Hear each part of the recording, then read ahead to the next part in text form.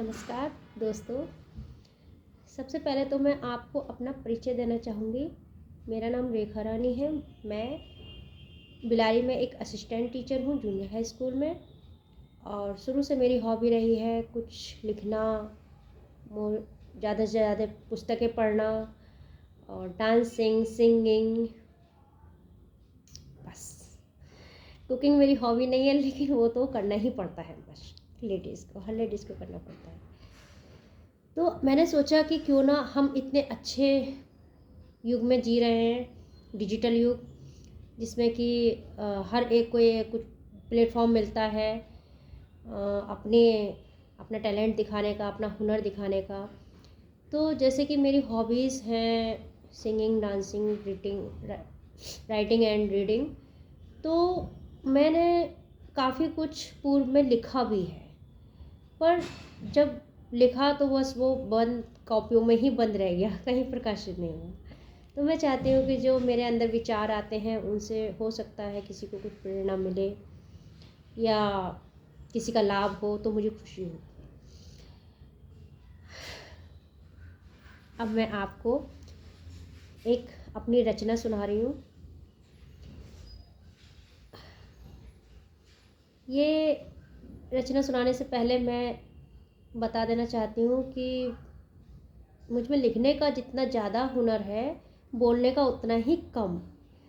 इसलिए मेरी कोई मिस्टेक हो जाए, बोलने में गलती हो जाए, तो प्लीज़ मुझे एक्सक्यूज करना।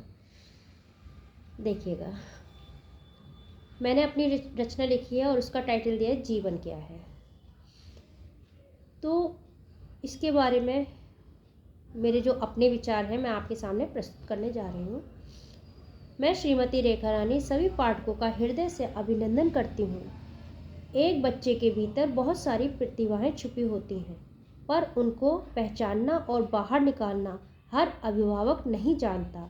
यह एक बहुत बड़ी कला है। मेरी सभी अभिभावकों से निवेदन है कि वे अपने बच्चे की रुचियों को दबाएं नहीं, उन पर अपने फैसले न थोपें। बच्चों की राय को महत्व दें, उनसे उनका बचपन न छीनें। जिस काम में उनकी रुचि है उसे बढ़ावा दें। क्या पता किसी दिन वो अपनी रुचि के काम में ख्याति प्राप्त करें। बच्चे प्रतिभा के धनी होते हैं, उनका मस्तिष्क खोजी प्रवृत्ति का होता है, पर अक्सर हम उनके हर काम पर रोक टोक करते रहते हैं। अगर सभी बच्चे सिर्फ पढ़ाई में ही तेज होंगे तो अन्य क्षेत्रों में देश का नाम कैसे रोशन होगा। सोचने वाली बात है। बच्चों को केवल गलत कामों से रोकिए और जिसमें उनकी खुशी है वो काम, नेक काम करने में उनकी हेल्प कीजिए। काम दो प्रकार के होते हैं, एक अपनी पसंद का और दूसरा नापसंद का। पसंद का काम करने में आनंद की अनुभूति होती है, हम सभी को होती है, लेकिन नापसंद का काम करने में बोरियत होती है। पर हमें अपने दैनिक जीवन में सभी जरूरी कामों को निपटाना होता है, चाहे पसंद का हो या ना पसंद का हो। मेरी राय से अगर हम गैर पसंद काम के साथ अपना एक पसंदीदा काम जोड़ दें तो पसंद का काम भी आसानी से नापसंद का काम भी आसानी से किया जा सकता है। जैसे हमें घरेलू कार्य करने हैं और हमारा मन नहीं है, तो हम अपना पसंदीदा काम संगीत सुनकर कर सकते हैं। सारे काम मस्ती और आनंद के साथ पूरे कर सकते हैं। मान लीजिए संगीत सुनना हमें पसंद है तो हम गाने सुन सुन के अपना हाउस होल्ड वर्क कर सकते हैं। पर कामों को टालना हमें आलसी और असफल बनाता है। हम बात कर रहे थे बच्चों के बचपन की। एक कहावत प्रसिद्ध है कि जैसे कुम्हार अपनी मिट्टी से हाथ का सहारा देकर उसे मनचाहा आकार दे सकता है, ऐसे ही बच्चे का भविष्य बनाया जाता है। पर मैं समझती हूँ कि आजकल ज़माना बहुत बदल गया है। हमें कुम्हार बनकर अपने हाथ का सहारा तो देना है, पर आकार मिट्टी स्वयं तय करेगी। क्या मालूम वो हमारी कल्पना से भी सुंदर आकार बना सके। इसलिए बच्चों पर अनावश्यक दबाव नहीं बनाना चाहिए, कभी नहीं बनाना चाहिए। मेरे वालिद साहब ने भी यही चाहा था कि मैं उच्च शिक्षा प्राप्त करके किसी स्कूल या कॉलेज की टीचर बनूं। मैंने उनका सपना पूरा किया, पर मेरे कुछ और भी शौक थे, जैसे संगीत सुनना, नृत्य करना, महापुरुषों की जीवनी पढ़ना और लेखिका बनना। पर मेरे सारे शौक मेरे अंदर ही दब कर रह गए, क्योंकि जिस पौधे को मालिक खाद पानी नहीं देगा उसे तो मुरझाना है ही। विवाह के बाद मेरा जीवन अधिक व्यस्त हो गया। एकल परिवार में रहकर 2 बच्चों की परवरिश, परिवार की सेवा, नौकरी करना आदि के बाद भी मैंने टाइम मैनेजमेंट करके अपने शौक जारी रखने की कोशिश की, क्योंकि अपनी पसंद के काम करने से मुझे एक नई ऊर्जा का एहसास होता है। मेरे प्रत्येक शौक के पीछे एक उद्देश्य छिपा था। जैसे नृत्य करने से शरीर का व्यायाम हो जाता था, संगीत सुनने से तनाव कम होता था, पढ़ने से प्रेरणा मिलती थी और जीवन का उद्देश्य स्पष्ट होता था, तथा लिखना, जिसमें मेरी सबसे ज़्यादा रुचि थी, वो इसलिए कि मृत्यु के बाद भी समाज को ऐसा कुछ दे जाऊं कि सबके दिलों में अपनी जगह बना सकूं। पर अफसोस, ईश्वर ने दिमाग दिया था जिसमें विचार उत्पन्न होते थे। उन्हीं विचारों को कभी कभी किसी नोटबुक या डायरी में लिख दिया करती थी, पर अपनी किसी हॉबी को कहीं कोई ट्रेनिंग नहीं ली।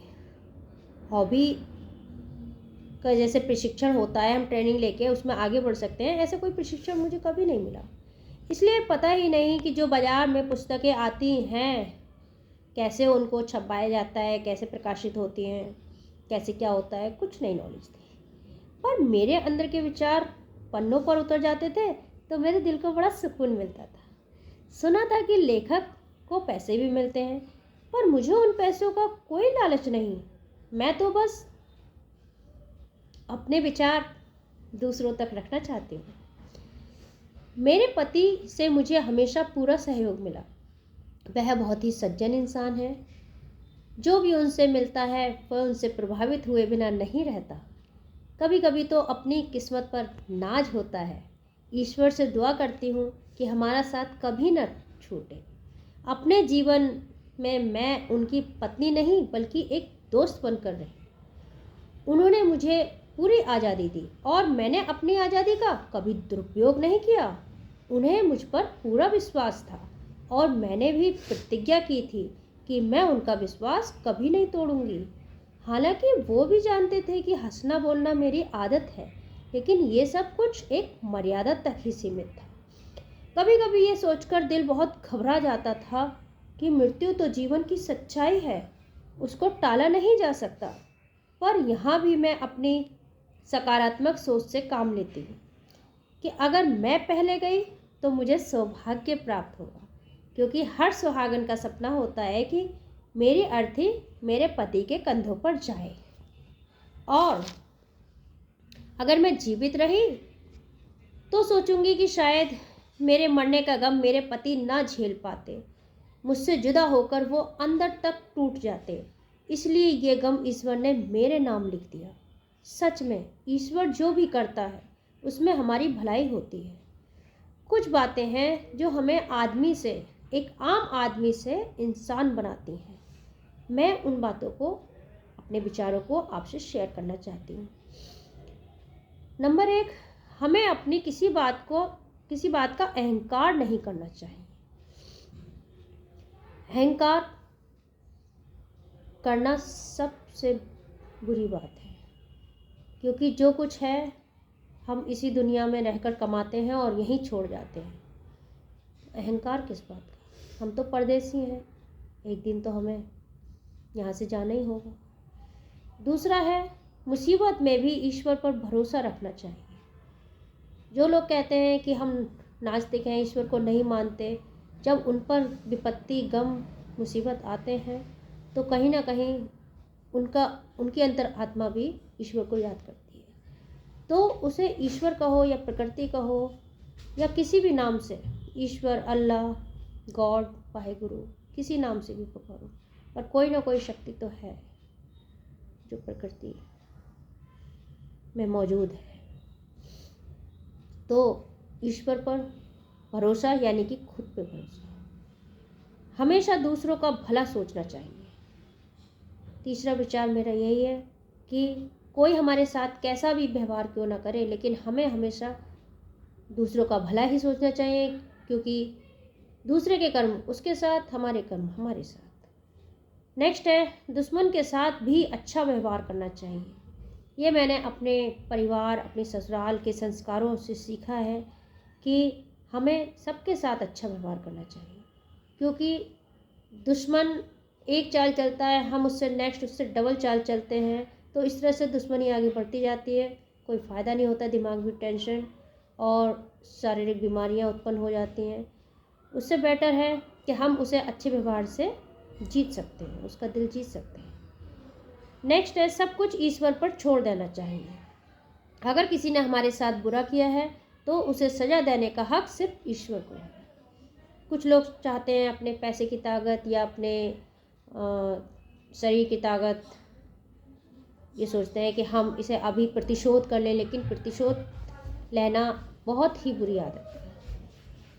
सबको अपने कर्मों का फल भोगना पड़ता है यहाँ पर। इसलिए हमें केवल यही दुआ करनी चाहिए कि हमारे कर्म अच्छे हों, हमारे हाथ से किसी का बुरा ना हो। नेक्स्ट है, पुरानी बातों को दिल से नहीं लगाना चाहिए, क्योंकि वो हमें कष्ट के सिवा कुछ नहीं दे सकती। हमें जो कुछ हमारे साथ हुआ वो हम बदल तो सकते नहीं, लेकिन हमें ये सोचना चाहिए कि अब आगे क्या करना है, और थोड़ा सा ब्रेक लेके अपने आप को संभालते हुए और हमें आगे की रणनीति बनानी चाहिए। जो लोग पुरानी बातों को दिल से लगाकर बैठ जाते हैं वो कभी लाइफ में तरक्की नहीं कर पाते। नेक्स्ट है, अपनी सफलता का श्रेय सदैव दूसरों को देना चाहिए, क्योंकि अकेला इंसान कुछ भी नहीं कर सकता। अकेला इंसान केवल अगर कहता है कि मैंने ही सब कुछ किया है, तो क्या ये सच है? वास्तव में ऐसा होता है? जब बच्चा जन्म लेता है तो माँ और परिवार के दूसरे लोग ही उसे पालते पोसते हैं, उसे केयर करते हैं, तो अकेला इंसान तो कुछ नहीं कर सकता ज़िंदगी में।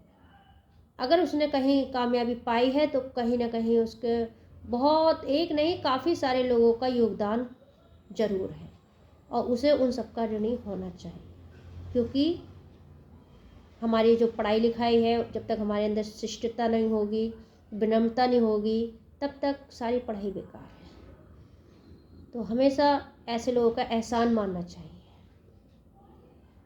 और लास्ट में मैं बताना चाहूँगी कि अगर कोई आपसे मदद मांगे तो निसंकोच करनी चाहिए, क्योंकि अगर ईश्वर ने किसी की मदद हेतु आपको चुना है तो वह आपसे पुण्य कराना चाहता है।